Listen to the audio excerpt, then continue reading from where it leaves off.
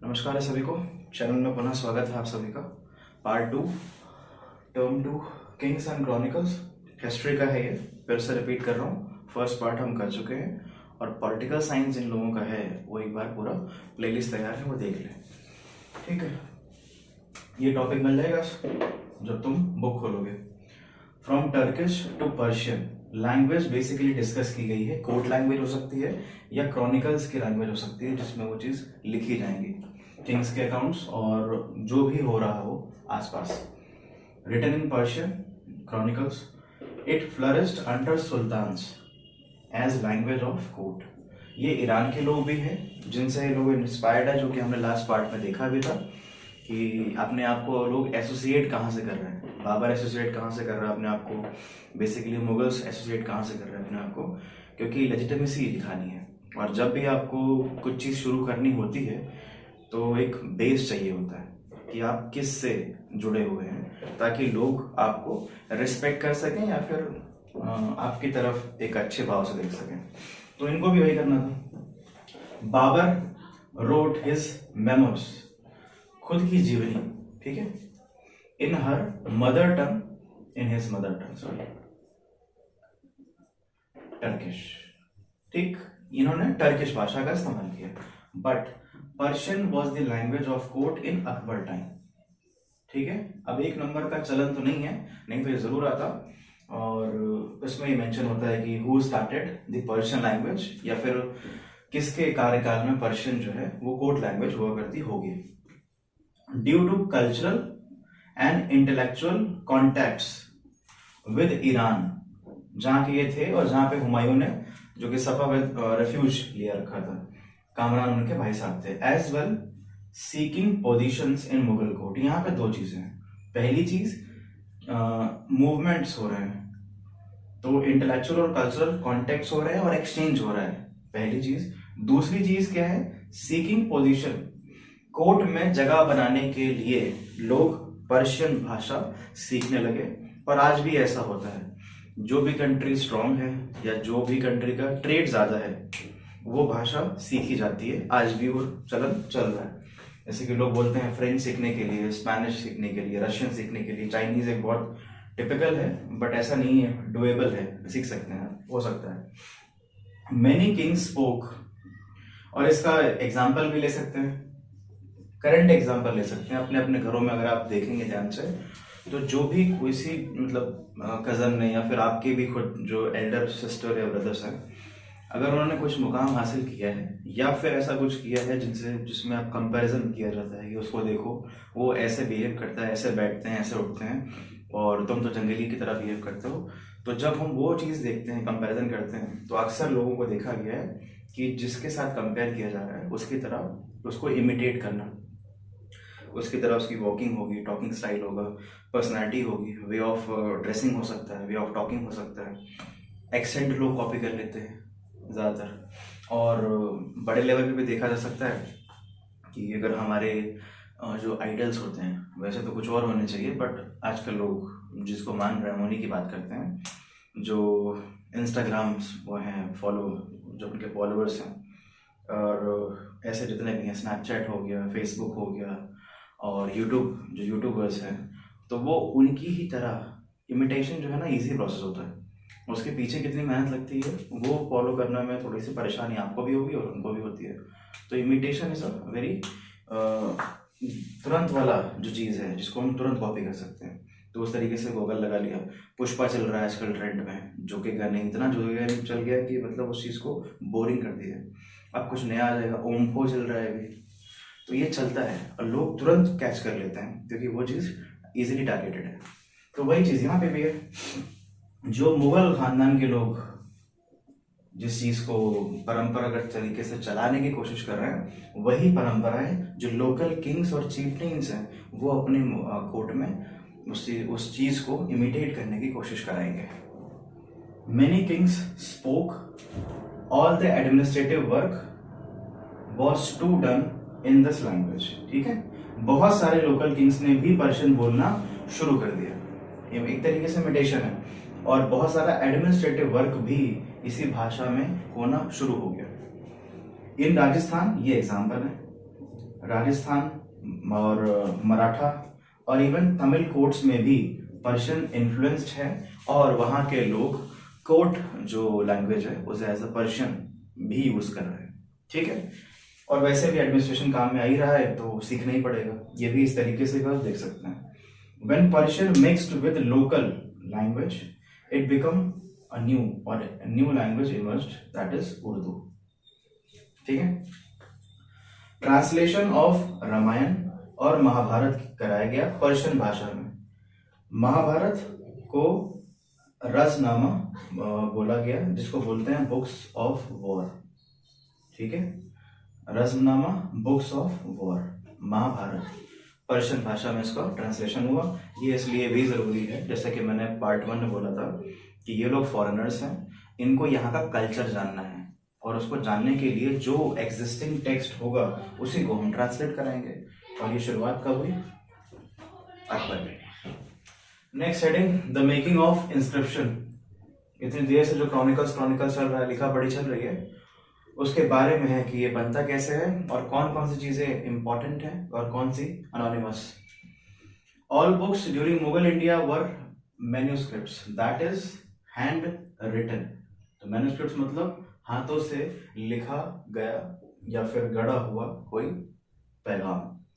The centre of manuscripts, लिखा गया था, वर इंपीरियल, किताब खाना। नॉर्मल जगहों पे शाही चीजें नहीं होती हैं। ठीक है, हर जगह पे बस्तियां हैं, आपके लिए डीएम हमेशा अवेलेबल क्यों ना हो, एमएलए क्यों ना हो, एमपी क्यों ना हो, बट रहते वो आपसे अलग जगहों में है या फिर अलग घर में है।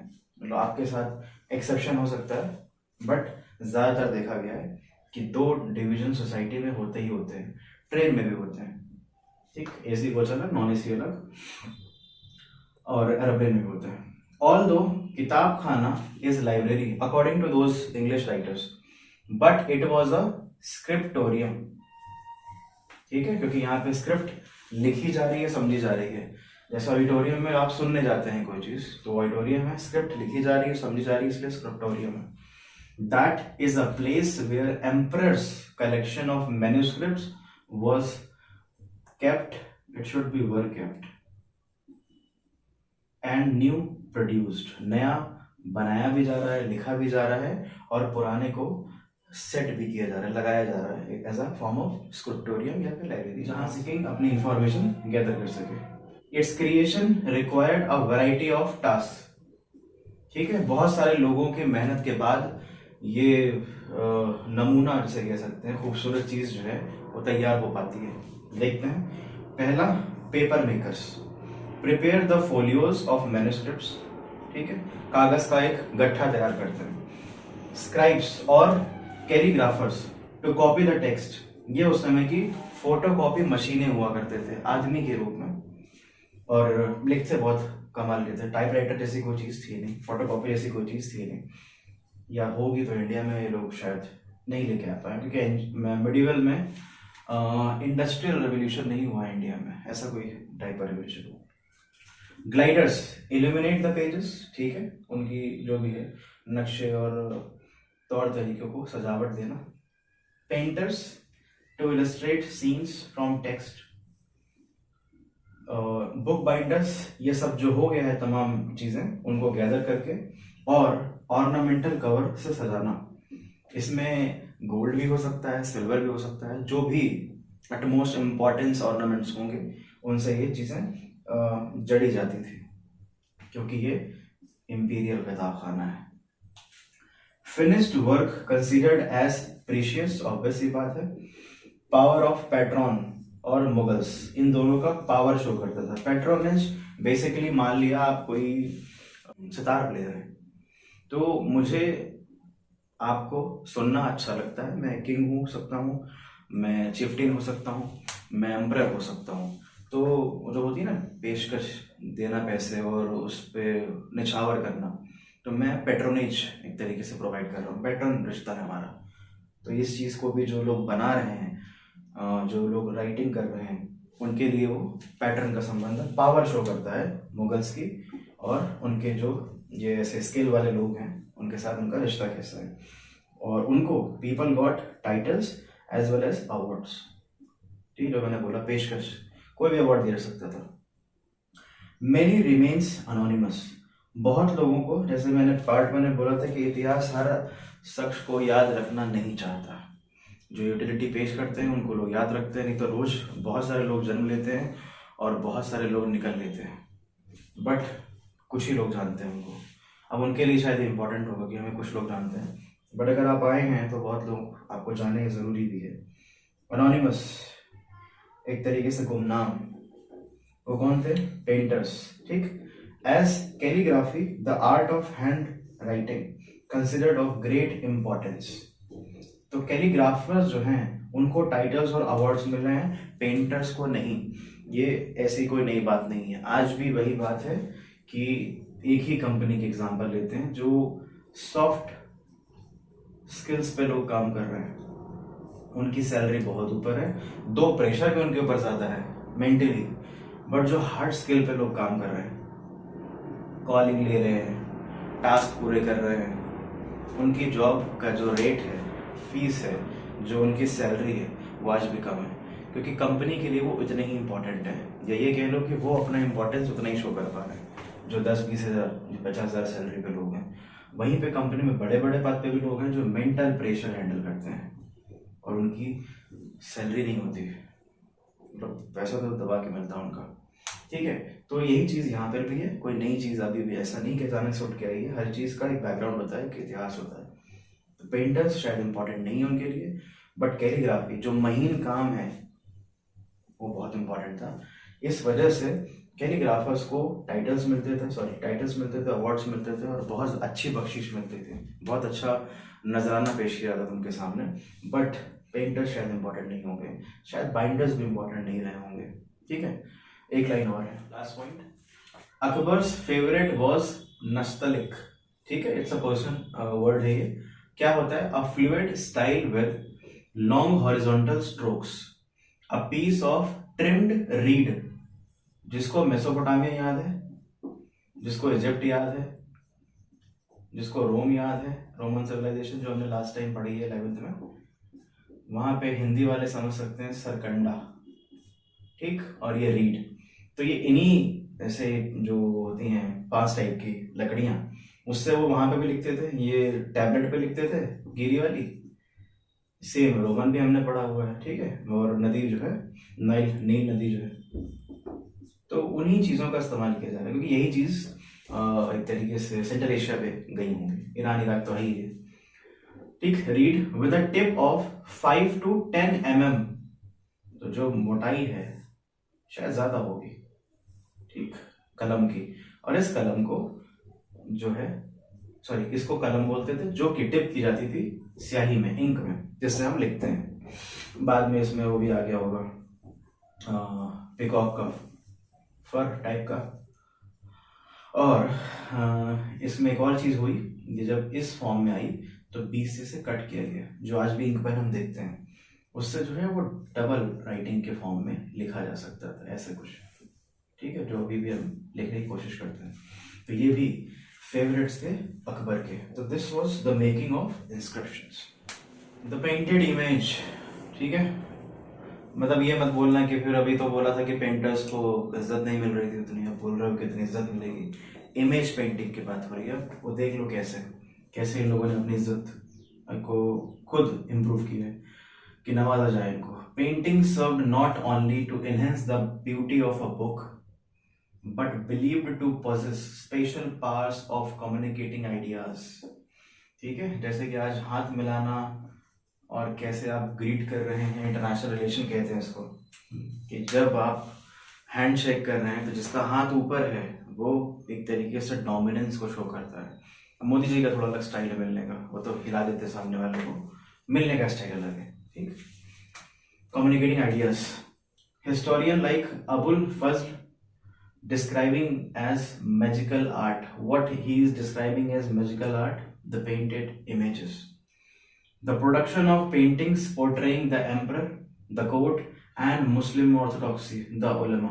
ठीक है, ऑर्थोडॉक्सी हर रिलीजन में अवेलेबल है।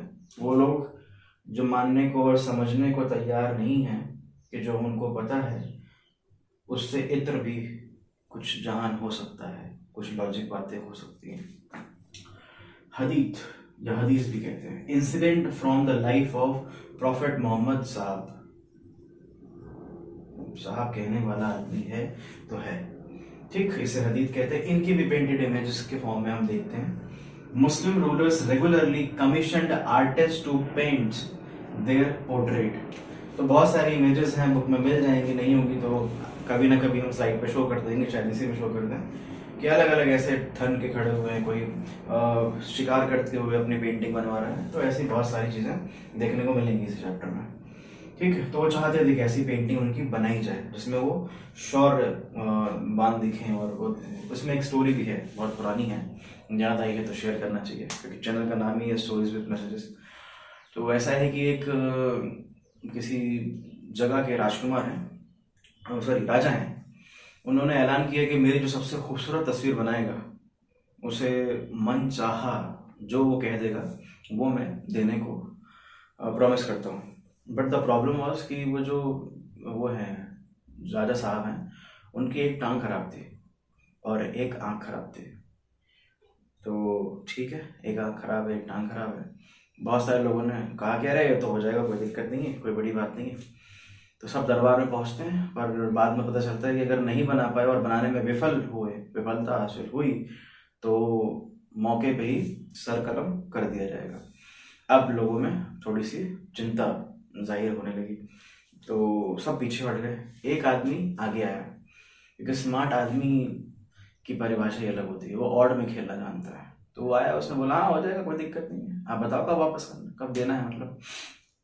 तो उन्होंने कहा जितना टाइम लेना चाहो उतना टाइम ले लो। तो उन्होंने कहा ठीक है, ये काम तो 10 दिन में हो जाएगा। उन्होंने कहा कोई बात नहीं, तुम 11 दिन ले लो, पर अगर नहीं हुआ तो सर कलम कर दिया जाएगा। वो कह रहा हाँ वो तो ठीक है, पता ही है वो। तो भाई साहब ने पेंटिंग जब आए दरबार में लेके 11वें दिन, तो देख के राजा अचंभित रह गया। मतलब ये कह सकते हैं कि वो स्किल देख के वो थोड़ा सा अचंभित रह गया। उन्होंने क्या किया कि राजा को हॉर्स पे बिठाया और एक आंख बंद करके तीर मारते हुए शेर को पेंट किया उस बंदे ने। तो टांग छुप गई क्योंकि वो घोड़े पे बैठे थे, और जो आंख खराब थी उसे बंद दिखा दिया। इसे कहते हैं किसी भी सिचुएशन में खेलना जानना। आम आदमी तो अलग ही है। तो ये स्टोरी थी, याद आ गई मुझे। हाँ, तो एग्जाम्पल है सफाविद किंग्स, वही भाई साहब ईरान वाले जिनसे मुगल इंस्पायर्ड हैं। यहाँ पे हुमायूं गए हैं रेफ्यूज लेने के लिए, मैंने 2-3 बार बताया भी है जब शेर शाह सूरी ने इनको यहाँ से भगाया था। द नेम ऑफ पेंटर्स, जो मशहूर पेंटर्स हैं, Bihzad contributed to spreading Safavid court, जहाँ पे वो है कैसे कल्चर है, चार तस्लीम करना है कि पापोस करना है, जमीन बोस करना है, ये सारी चीज़ें उसमें मेंशन होती थी। तो वही चीज़ें कॉपी करेंगे, ये कॉपी करेंगे, ये इनको कॉपी करेंगे राजपूत या फिर मराठा, और उनको लोकल लेवल पे लोग कॉपी करेंगे जो घरों में जाके बताएंगे। ठीक, मुगल कोर्ट पेंटर्स, इनके भी मशहूर हुए मीर सैयद अली और अब्दुल समद, जो कि हुमायूं के टाइम के थे। ठीक, तो ये पेंटर्स हैं जो खूब मशहूर हुए इस टाइम पे। बाकी एक जोक है तो वो भी सुन लो, कल परसों ही मैंने देखा, मतलब देखा क्या सुना ये, कि एक बार क्या होता है कि 3 लेजी लोग या प्रोक्रेस्टिनेटर वाले लोग कि कल कर लेंगे, महान जो प्रचंड लेजी लोग साथ में बैठ के खाना खा रहे होते हैं। तो खाना वाना जब शुरू होता है तो पता चलता है तीनों को कि नमक की मात्रा कम है। कोई बात नहीं, तो नमक की मात्रा कम के लिए एक आदमी दूसरे से बोलता है कि भाई तू ले आ, हम नमक डाल लेंगे। बट क्योंकि जैसे मैंने बोला कि आलसी लोग हैं, लेजी लोग हैं, तो तीनों ने कहा कि नहीं हम नहीं जाएंगे। डिसाइड हुआ ये, तो ये हुआ कि ठीक है जब तक कोई नमक लेने नहीं जाएगा तब तक हम खाना नहीं खाएंगे। तो तीनों ऐसी ही बहस में पढ़ के 1 हफ्ता बीत गया, बेहोश हो गए भूख के मारे। और जब बेहोश हो गए तो आसपास के लोगों को लगा कि निकल लिए तो सोसाइटी है, मरा हुआ आदमी होता है उसकी इज्जत होती है, जिंदा लोगों की इज्जत नहीं होती है। तो ठीक है, सब उठा के ले जाने लगे, लकड़ी वकड़ी की व्यवस्था हुई, और जैसे ही अग्नि को छूने जा रही थी लकड़ियाँ, तो एक आदमी उठा और उसने बोला कि मैं जिंदा हूँ, मुझे जलाओ मत। तो बाकी दो जो बेव थे आलसी, वो भी उठ गए। उन्होंने कहा सुन अब जा नमक लेके आ। तो अपन खाना खाते हैं। तो ये एक था स्टोरी, जोक था जो याद आ गया। तो बाकी ये पार्ट, सेकंड पार्ट है, अभी तक के लिए इतना ही। आगे और भी चीज़ें हैं वो देखेंगे। तब तक के लिए नमस्कार।